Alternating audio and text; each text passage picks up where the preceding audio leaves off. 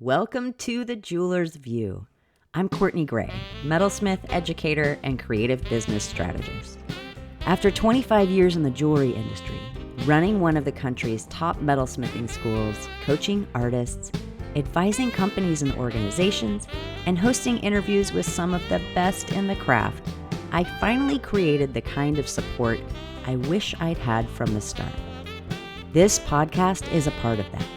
Each week, I share the lessons I had to learn the hard way so you can build a rhythm that supports your creative work, your values, and the life and business you actually want. Find tools, coaching, and my Transform course at CourtneyGrayArts.com, and let's get to work. Hey friend, welcome back to the Jeweler's View. I want to start by naming what's really happening right now. Not just the numbers, but the thoughts that come with them. Metal prices have been rising fast, furiously. This is insane. We haven't seen anything quite like this. Silver and gold feels out of reach in ways many of us haven't experienced before. And when that happens, the questions get heavier.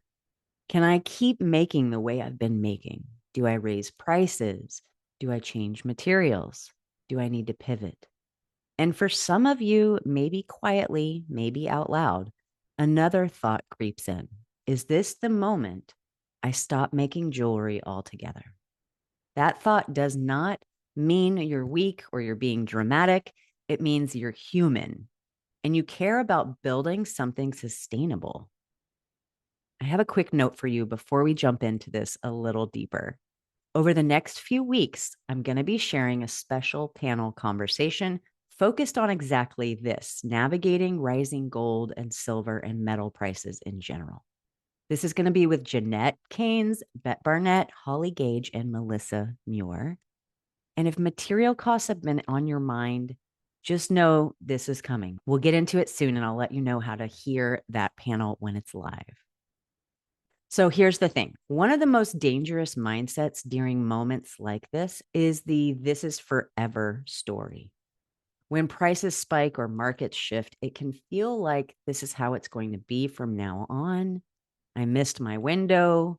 The version of jewelry making I love doesn't exist anymore. And when we believe that, quitting can start to feel a little bit like relief. But here's something important to remember. Markets move, materials fluctuate, industries shift all the time. What feels permanent in the moment often isn't. So this part matters. Even with rising prices, people are still buying jewelry. They're buying engagement rings, wedding bands, meaningful gifts, heirloom remakes, pieces that mark milestones and identity. Adornment doesn't disappear when costs rise. It changes, but it doesn't vanish. What does change is how we price, present, and sometimes design our work. But the desire for jewelry, for meaning, symbolism, beauty, is still very much alive. This isn't going anywhere. I've personally been in moments where quitting crossed my mind too. Not because I didn't love the work, but because the pressure felt relentless. I'm going to tell you a secret. When I was running the school, our overhead averaged about $30,000 a month. Not $3,000, $30,000 a month. That number carried weight every day. When things felt uncertain, my instinct was always to layer, add programming, add offers, add more ways to bring in income and revenue. And yes, some of that honestly worked. We sustained that overhead for over 8 years in the new location and 7 years before that at a lower overhead. But what I didn't see clearly at the time was how much strain constant layering created.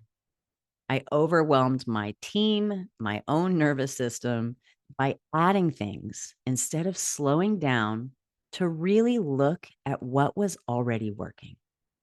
And that's the parallel I want you to hear now. Rising metal costs can feel like a verdict.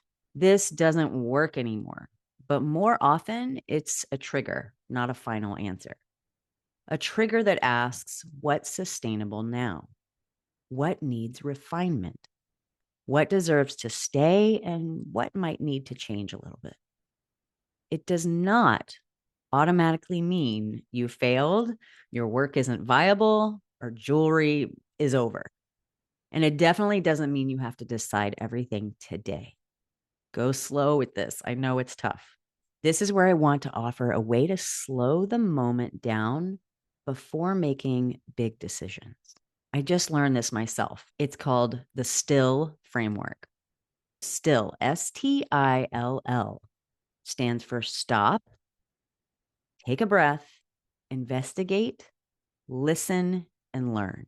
There's a lot of ways to spin this. I've heard it done different ways, but let's do it this way today. So the S, stop. Before you quit, before you overhaul your entire business, before you assume this is the end of the road and sell all your materials, pause. Take a breath. Rising costs are going to activate survival mode. No clean decision comes from a dysregulated body or panic. We don't make clear decisions when we're panicked. That's just simple truth. All right, here's the I. Investigate. Ask, which pieces are most affected by my material changes? Which ones are still selling? Where are my margins actually getting squeezed? This is about information, not judgment, not rash decisions. Here's the L, the first L, listen. Listen to your sales patterns, your customer behavior, your own energy around different types of work. Sometimes your body already knows what's no longer sustainable. And finally, learn. Instead of reacting, I want you to ask, what is this moment teaching me about my business? Where have I been operating on autopilot? What's asking to evolve, not disappear? So let's go through STILL again, one more time. Stop before you quit. Take a pause. Take a breath. Investigate. Listen and learn. If you've had the thought, maybe I'm done with jewelry, pause before taking that as a truth. Ask instead, am I done or am I just freaked out and overwhelmed? Am I uninterested or am I simply exhausted and need a little bit of a reset? Am I called to leave or am I being asked to adjust, to refine? There's a big difference, and you don't have to answer that today. Just put it in the back burner. Maybe write it down. Next week, we're going to get practical. We're going to look at how to identify what's actually supporting you financially and see your steady sellers really clearly so you know what's working and what's not. We're going to access what's worth continuing and what may need to shift, not from fear, but from clarity, from data, from information. Because decisions made from steadiness last longer than decisions made from panic. And take it from me, they cause a lot less disrupt in your world.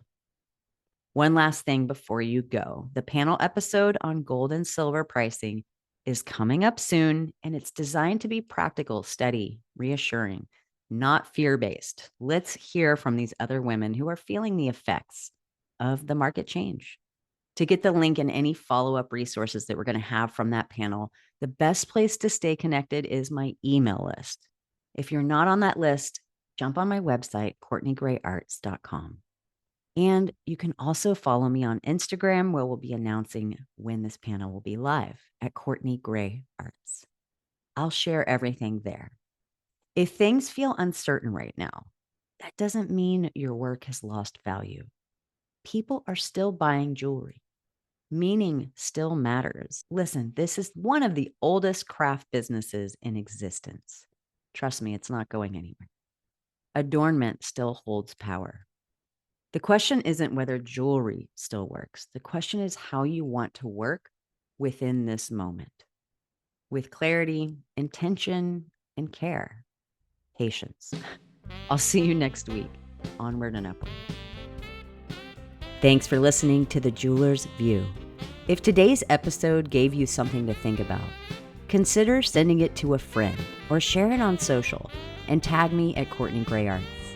You'll find tools, coaching, resources, and the Transform course at CourtneyGrayArts.com. And if no one's told you this lately, remember, you're not behind. You're becoming exactly the kind of maker your business needs. And that kind of depth, it takes time. I'll be back next week, same time, same tough love. Onward and upward.